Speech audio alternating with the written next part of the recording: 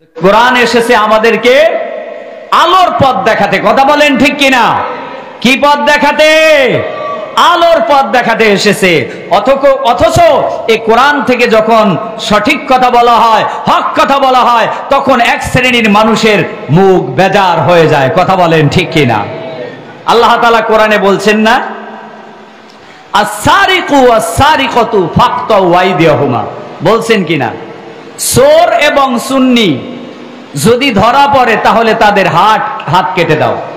এ বিধান কার? কার? কথা বলেন কার? আল্লাহর। আল্লাহ বলছে আলা লাহুল খালকু ওয়াল আমর, সাবধান, জমিন যার আইন চলবে, জমিন যার আইন চলবে, তার জমিন কার? জোরে বলেন, জমিনের মালিক কে? আল্লাহ। তো জমিনের মালিক আল্লাহ। আল্লাহ তাআলা এই বিধান নাজিল করে বলে দিয়েছেন জমিন যার আইন চলবে তার। তো আল্লাহর আইনে বলা হয়েছে চোর এবং চুন্নি যদি চুরি করে ধরা পড়ে তাহলে তাদের হাত কেটে দাও। তাহলে এই হাত কাটার বিধান কার্য, এই বিধানকে এই সমাজে বাস্তবায়ন করার জন্য এক শ্রেণীর লোক আন্দোলন করে যাচ্ছে, সংগ্রাম করে যাচ্ছে, কথা বলেন ঠিক কিনা? আর যখনই কোরআন থেকে এই হক কথাগুলো বলছে তখন আরেক শ্রেণীর মানুষের মুখ বেজার হয়ে যায়, কথা বলেন ঠিক কিনা?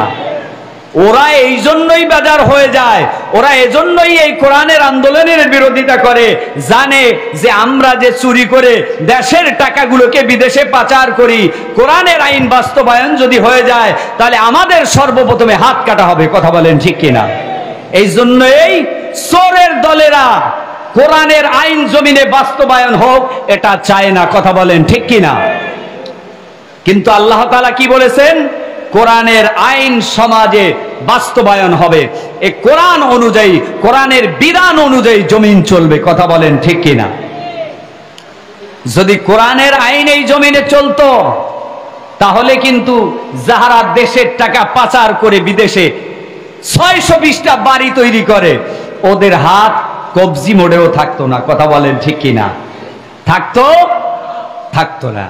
তাহলে এই কোরআন এসেছে আমাদেরকে আলোর পথ দেখাতে, কথা বলেন ঠিক কিনা?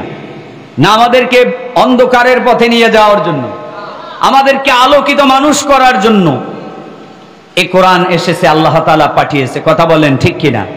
কোরআনের সাথে যাহারা লেগে থাকবে তাহারা আলোকিত মানুষ হয়ে যাবে, কথা বলেন ঠিক কিনা? কোরআনের সাথে যাদের সম্পর্ক থাকবে, who has a relationship with the Quran will have a relationship with the paradise, বলেন আল্লাহু আকবার।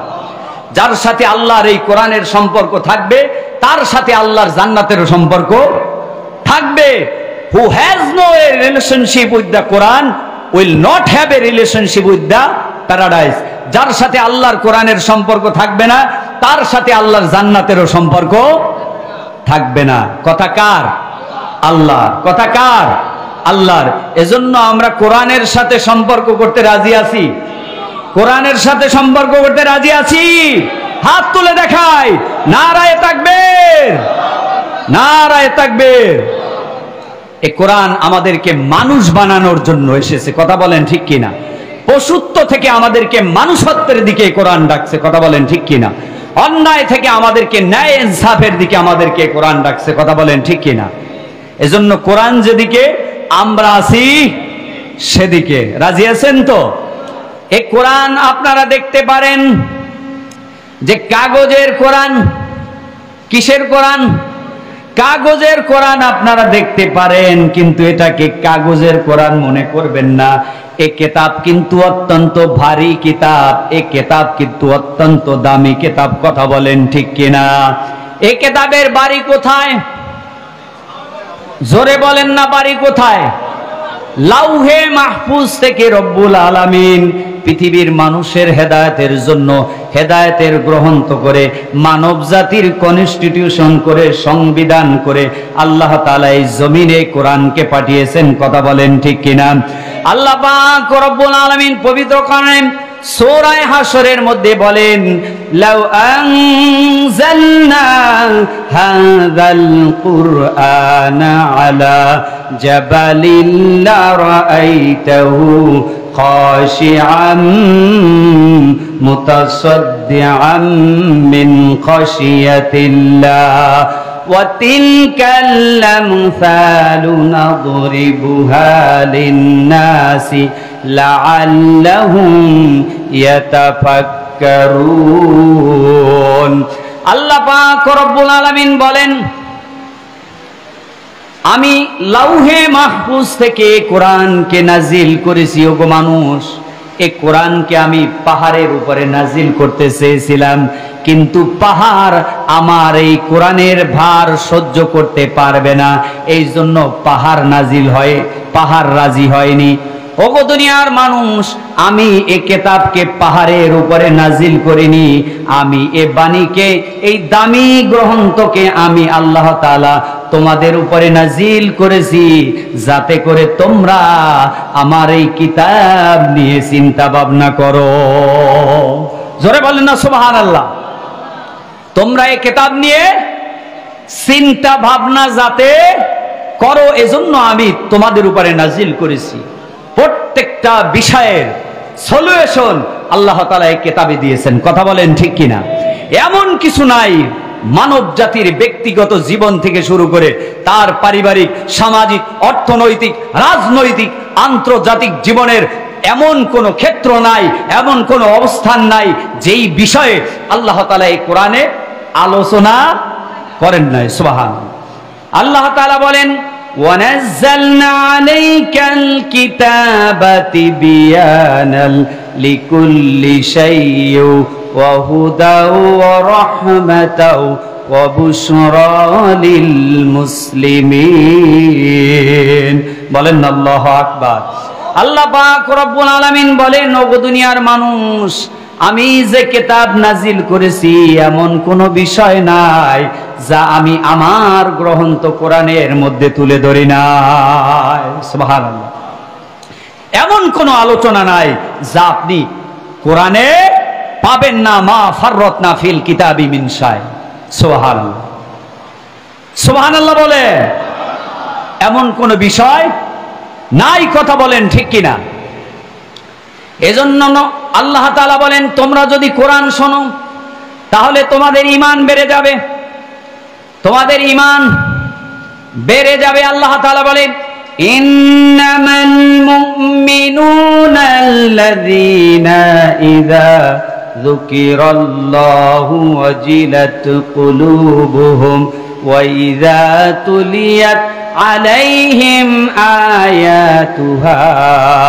আল্লাহ পাক রব্বুল আলামিন বলেন, আমি যে কিতাব নাজিল করেছি, এই কিতাব যখন তেলাওয়াত হবে, এই তেলাওয়াত যখন তোমরা শুনবে কান লাগায়া, তখন আমি আল্লাহ তাআলা মুমিনদের ঈমানকে আরো বাড়ায়া দেই। সুবহানাল্লাহ। তখন তাহারা দুনিয়ার সব কিছু ছেড়ে একমাত্র রবের মুখাপেক্ষী হয়ে যায়, সব কিছু ছেড়ে একমাত্র মহান রবের উপরে তাহারা তাওয়াক্কুল করে। বলেন না সুবহানাল্লাহ। আপনারা একটু সামনের দিকে আগে আসেন, ভালো লাগবে। মাঝখানে ফাঁকা আছে, পিছনে যারা আছেন একটু সামনের দিকে আগে আসেন। ইনশাআল্লাহ আমরা তাফসিরে প্রবেশ করব। ইনশাআল্লাহ তাফসিরের মধ্যে মজার মজার আলোচনা আছে, শুনবেন তো? থাকবেন তো না চলে যাবেন? আমরা দুইটি আয়াত নিয়ে কথা বলবো। দুইটি আয়াতে আল্লাহ তাআলা চমৎকার কথা বলেছেন। কথাগুলো না শুনে কিন্তু আমরা যাব না। কথা বলেন ঠিক কিনা? আমি কিন্তু আপনাদের চেয়ে বেশি দুর্বল। কারণ হলো, আমার বাবা মারা গিয়েছে আজকে 4 দিন। কয়দিন? 4 দিন। এই 4 দিন তো তেমন ঘুমাতে পারিই নাই, এক সমস্যা। এর আগে আমরা দুটি ভাই, আমার বড় ভাই এখানে আছে, আমার বড় ভাই এবং আমি 10 দিনের মতো ঢাকা মেডিকেল কলেজ এবং ঢাকা ক্যান্সার হাসপাতালে দৌড়াদৌড়ি করেছি। অনেকবার রাতে ঘুম হয় নাই, অনেক দৌড়াদৌড়ি। মেডিকেলে একজন রোগীর সাথে দৌড়াদৌড়ি করলে কি পরিমাণ যে অসুস্থ হয়ে যায় একজন মানুষ, আপনাদের ধারণা আছে। কথা বলেন ঠিক কিনা? তো আমার বাবা আপনারা অনেকেই চিনবেন, অনেকে চিনেন, দেখেছেনও। সাহেব আলী মুন্সি ওনার নাম ছিল, কাঠমিস্ত্রি কাজ করত। উনি দুনিয়া থেকে চলে গিয়েছেন রবিবার বাদ ফজর, এশাবাদ জানাজা হয়েছে, দাফন হয়েছে। আমার বাবার জন্য মাঝখানে আপনাদের কাছ থেকে দোয়া চাই, যেন আল্লাহ তাআলা আমার বাবাকে মাফ করে দেয়। সকলে বলেন আমিন। তা আমি আপনাদেরকে বলতেছি যে আমি কিন্তু আপনাদের চেয়ে বেশি দুর্বল, তারপরেও আমি ইনশাল্লাহ আপনাদেরকে আলোচনা শোনাবো, কিন্তু আপনার একটু ধৈর্য সহকারে শেষ পর্যন্ত থাকবেন। আমি কিন্তু শুরুতে কিছু গুরুত্বপূর্ণ তথ্য কথা আপনাদেরকে বলছি, যাতে করে কোরআন যে কি জিনিস, এ কোরআন যে আমাদের শোনা দরকার, এ কোরআন অনুযায়ী যে আমাদের লাইফ স্টাইল গঠন করা দরকার, এ কোরআনের আন্দোলনে যে আমাদের শরীক হওয়া দরকার, এটা যাতে আমাদের বুঝে আসে। কথা বলেন ঠিক কিনা? এই জন্য আমি আপনাদেরকে এই কথাগুলো শোনাচ্ছি। যাই হোক, আল্লাহ পাক রব্বুল আলামিন পবিত্র কোরআনে এই কোরআন সম্পর্কে বলেন, ওয়াইযা কুরিয়া আলাইহিমুল কুরআনু, যখন কোরআন তেলাওয়াত করা হয় তখন ফাসমাউ লাহু, তখন তোমরা কান লাগায়া শোনো। কি লাগায়া? ওয়া আনসিতু লাআল্লাকুম তুরহামুন। আল্লাহ পাক রব্বুল আলামিন বলেন, যখন কোরআন তেলাওয়াত করা হয়, কোরআনের আলোচনা করা হয়, তখন তোমরা চুপ করে কান লাগাইয়া এই আলোচনাগুলো শোনো। হয়তো হতে পারে আল্লাহ তাআলা তোমাদেরকে এই কথাগুলো, কোরআনের বাণীগুলো চুপ করে শোনার কারণে আল্লাহ তাআলা তোমাদেরকে হেদায়েত দিয়ে দিবেন। সুবহানাল্লাহ। তাহলে আল্লাহ তাআলা কোরআন শুনতে বলছেন কি? চুপ করে কান লাগাইয়া। কার কথা? চুপ করে কান লাগাইয়া শুনতে বলছেন কে? কথা বলেন। চুপ করে কান লাগাইয়া শুনতে বলছেন কে? আল্লাহ তাআলা। আর কাফেররা কি বলে শোনেন।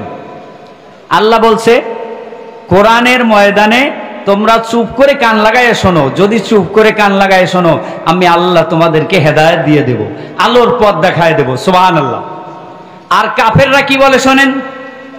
আর কাফেররা কাফেরদেরকে ডাক দিয়ে বলে, কাফের নেতারা, লিডাররা, وقال الذين كفروا لا تسمعوا لهذا القرآن والغوا فيه لعلكم تغلبون।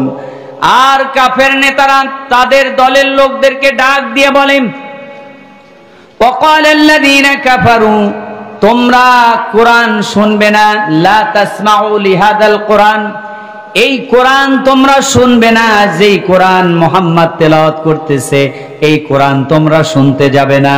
যদি তোমরা পারো তাহলে কোরআন তেলাওয়াতের ময়দানে তোমরা হট্টগোল লাগায় দেবা। বলেন না নাউজুবিল্লাহ। লাআল্লাকুম তাগলিবুন, যদি তোমরা পারো, সম্ভব হইলে হট্টগোল লাগাই দেবা। কারা বলে? কাফেররা বলে। তাহলে এই কাফেররা বলছে কোরআনের ময়দানে, আবু জাহেল, উতবা, সাইবা, ওরা ওদের পাতি নেতাদেরকে বলছে কোরআনের ময়দানে কি লাগাতে? হট্টগোল লাগাইতে, প্যাচ লাগাইতে। কথা বলেন ঠিক কিনা? আমরা বর্তমান জমানায়ও দেখেছি এই আবু জাহেলদের কিছু উত্তরসূরিরা জমিনে এখনো আছে, যে কোরআনের ময়দানে এসে হট্টগোল লাগায়। কথা বলেন ঠিক কিনা? বক্তাদের সাথে বেয়াদবি করে। কথা বলেন ঠিক কিনা? শ্রোতাদেরকে গাইল্লায়, বক্তাদেরকে গালিগালাজ করে। কথা বলেন ঠিক কিনা? আপনাদেরকে বলে যাই, এরকম কোন আবু জাহেলের দোসর যদি এই ময়দানে কোনোদিন আসে, জুতা পিটা করতে করতে বের করে দেবেন। কথা বলেন ঠিক কিনা? কারণ হলো জমিন আল্লাহর, কথা হবে আল্লাহর কোরআন থেকে। কোন বক্তা নিজের বাপের আর দাদার কাহিনী বলতে এই ময়দানে আসে না। কথা বলেন ঠিক কিনা? তো কোরআন থেকে কথা হয়, কোরআনের কথা শুনবো আমরা চুপ করে, হেদায়েতের নিয়াতে। কথা বলেন ঠিক কিনা?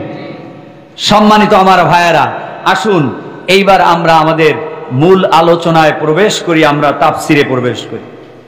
আমাকে দুটি আয়াত দেয়া হয়েছে, যদিও গতকালকে আমাদের ওস্তাদরা, আমি আমার আব্বা মারা যাওয়ার কারণে আমি ওস্তাদদেরকে ফোনও দিতে পারিনি, যার কারণে আমি জানতেও পারিনি, আর ফেসবুক থেকেও আমি পোস্টার সম্পর্কে দেখিও না, জানিও না।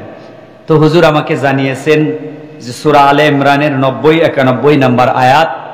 তো আসলে যদি বেশি সময় পাওয়া যাইতো যেহেতু ওস্তাদদের মাহফিল, আমি ছাত্র মানুষ, তাহলে একটু তাদের ভয়ে ভয়ে বেশি প্রিপারেশন নেওয়া যাইতো। কথা বলেন ঠিক কিনা? ঠিক না? যেহেতু ওস্তাদরা আর ছাত্র, তাহলে আমি তাদের ভয়ে অনেক বেশি প্রিপারেশন নিতাম, এখনো কিন্তু ভয় আছে। তারপরে গতকালকে যেহেতু আমি জেনেছি, আমার সাধ্য মতো আমি প্রিপারেশন নিয়েছি, আপনাদেরকে সাধ্য মতো এই কোরআন থেকে আমি কথা দুটি আয়াতের আলোকে আপনাদেরকে বোঝানোর চেষ্টা ইনশাআল্লাহ আমি করব, আল্লাহ তাআলা যদি তৌফিক ভিক্ষা দান করেন।